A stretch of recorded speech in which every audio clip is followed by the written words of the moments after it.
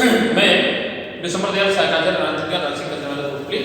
आज हम ये प्रथम के राजनीति विज्ञान के फर्स्ट पेपर में सत्ता के विभिन्न प्रकारों के बारे में अध्ययन करेंगे।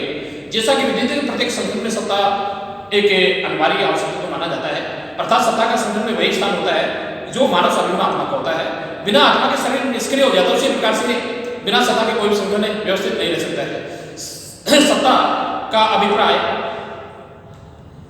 आदेश देने की पावर से होता है, आदेश देने की शक्ति से होता है, अर्थात सत्ता आदेश देने का एक संसाधन अधिकार होता है, अपने आप में कोई शक्ति नहीं होती है। कहने मतलब यह है कि सत्ता उस सबके अंदर पाया जाता है, सत्ता में वैधता होती है लेकिन सबके में वैधता नहीं होती है।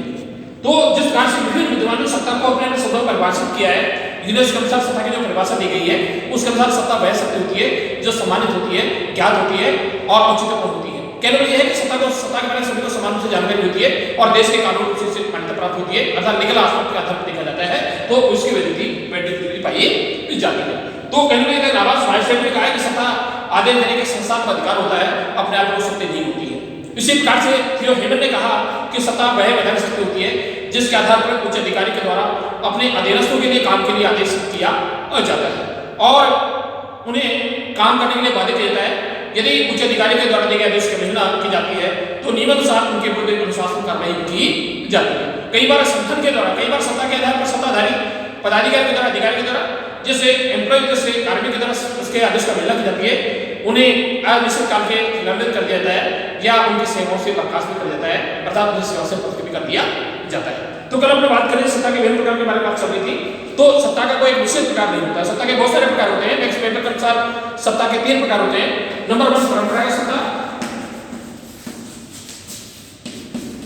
परंपरागत सत्ता यह सत्ता का वह रूप होता है जिसमें किसी भी व्यक्ति को या संगठन को सत्ता परंपरा के रूप में प्राप्त होती है और उस प्रकार की सत्ता का प्रयोग उस उच्च अधिकारी के द्वारा अधीनस्थ के लिए इस प्रकार के आदेश जारी किए जाते हैं। वो ये सोच के करता है कि उससे पूर्ववर्ती इस प्रकार के शासनाध्यक्ष इस प्रकार के अधिकारी इस प्रकार के आदेश जारी किए जाते रहेंगे। तो कहने लगे था कि इस प्रकार की जो परंपरागत सत्ता होती है इसमें सबऑर्डिनेट्स के द्वारा, अधीनस्थ के द्वारा परंपरा के रूप में आदेश का पालना करने की आदेश की पालना की जाती है। तो इस प्रकार की सत्ता का जो प्रयोग होता है वर्तमान समय में ब्रिटिश सम्राट द्वारा किया जाता है। इस कार्य के शास्त्र भाव के इसका के रिलेशन होते हैं, जो संबंध होते हैं, उनके इस कार्य की सत्ता होती है परंपरागत सत्ता ही काम आती है, परंपरागत सत्ता का एक अस्तित्व पाया जाता है। दूसरी सत्ता होती है वैधानिक सत्ता। यह सत्ता का सबसे अधिक प्रभावशाली रूप पाया जाता है, प्रभावी सत्ता होती है। इसमें उच्च अधिकारी के द्वारा न केवल आदेश जारी किए जाते हैं बल्कि इस कार्य के द्वारा दिए गए आदेश की अवहेलना की जाती है, ऑर्डिनेंस के सबऑर्डिनेट के द्वारा की जाती है, तो उसके विरुद्ध नियमानुसार कार्रवाई की जाती है। तो जो वैधानिक सत्ता होती है यहाँ पर सत्ता को कानून में प्राप्त हो जाता है क्योंकि कानून का उल्लंघन नहीं किया जा सकता है। तो इस कार्य की वैधानिक सत्ता का किसी भी अधीनस्थ के द्वारा, सबऑर्डिनेट्स के द्वारा उसका उल्लंघन नहीं किया जा सकता है। और तीसरी सत्ता होती है करिश्मावादी सत्ता होती है। करिश्मावादी सत्ता का मतलब होता है कि जब किसी अधिकारी को या किसी नेता को अपने प्रभावशाली व्यक्ति के कारण निरंतर सत्ता प्राप्त होती है तो इस कार्य की सत्ता करिश्मावादी सत्ता कहलाती है। और अगली जो बात करते हैं संख्यात्मक आधार। नंबर 1 संख्या की बात की जाती है तो सत्ता के बहुत सारे प्रकार होते हैं। नंबर 1 एकल सत्ता।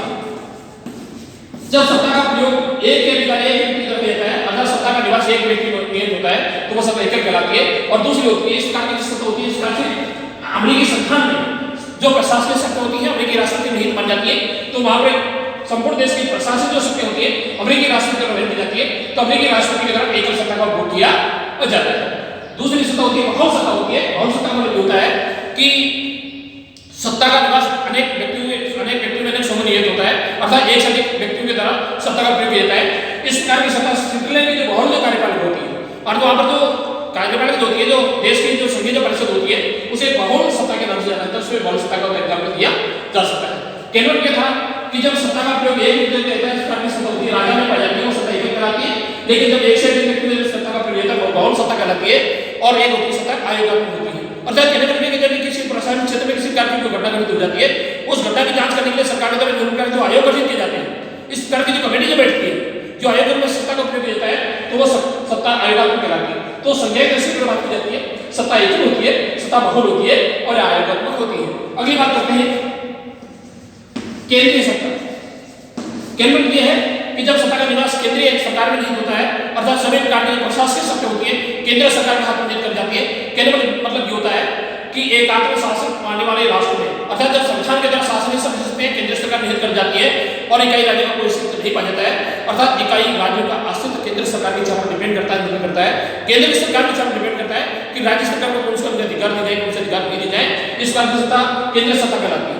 तो कहने मतलब यह है कि बड़े संविधान के द्वारा संपूर्ण जो विधायी शक्ति होती है वो केंद्र संसद निहित कर दी गई है, पूरे देश के लिए संसद के द्वारा काम का निर्माण करने का काम किया जाता है। तो केंद्रीय सत्ता का मतलब होता है कि जब देश के संविधान के द्वारा सभी शासन शक्ति होती है वो केंद्रीय सत्ता में केंद्र सरकार के हाथ में निकल जाती है, वह सत्ता केंद्रीय सत्ता कहलाती है।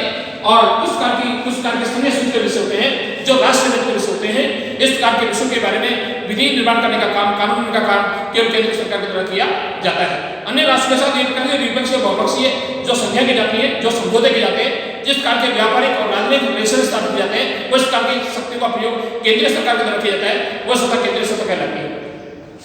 दूसरी प्रकार की प्रांतीय सत्ता होती है, जो प्रादेशिक जो सत्ता होती है, अर्थात जो प्रांतों से संबंधित जो राज्य से संबंधित विषय होते हैं उन विषयों के बारे में प्रांतों की सरकार के द्वारा ही विधि निर्माण का कार्य किया जाता है, उनके द्वारा ही प्रशासन संबंधित कार्य निर्णय लिया जाता है। तो प्रांतीय स्तर पर निवास करने सत्ता होती है, प्रांतीय सत्ता कहलाती है। और अगली सत्ता की बात करते हैं स्थानीय सत्ता। स्थानीय सत्ता वह सत्ता होती है जो स्थानीय स्तर के जो समस्याएं होती हैं, लोकल जो गवर्नमेंट्स होती हैं, जिस प्रकार से ग्राम पंचायत होती है, नगर पालिकाएं होती है, इस प्रकार की जो सफाई होती है, स्थानीय प्रकार की सफाई में पावर की जाती है, वो सफाई स्थानीय सत्ता कहलाती है। अगली बात करते हैं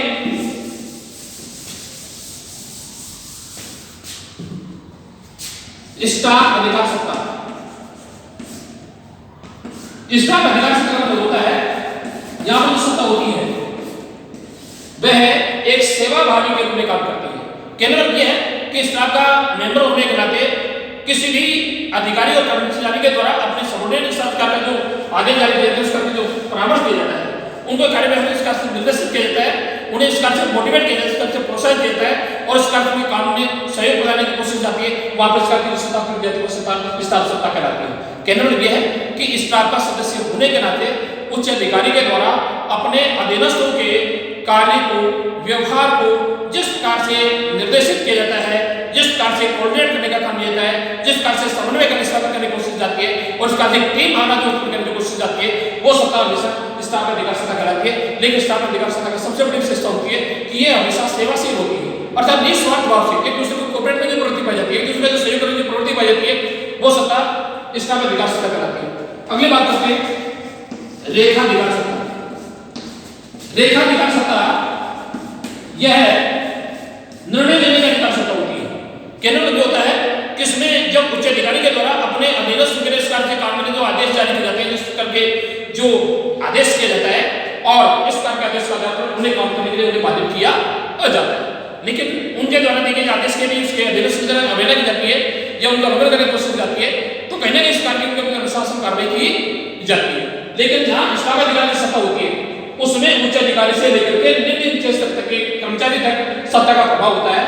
लेकिन रेखाधिकार सत्ता होती है, इसमें उच्च अधिकारी से लेकर के नीचे स्तर के अधिकारी तक सत्ता का प्रभाव नहीं होता है। तो जिस कार्य से ने जो बात कही है कि इस कार्य की वैधानिक पावर होती है, शक्ति होती है, जिसके आधार पर उन्हें इस कार्य के काम के आदेश जारी किए जाते हैं और जो इस कार्य के अनुसार जो कार्रवाई की जाती है, तो इस कार्य की जो सत्ता होती है वह रेखाधिकार सत्ता कहलाती है।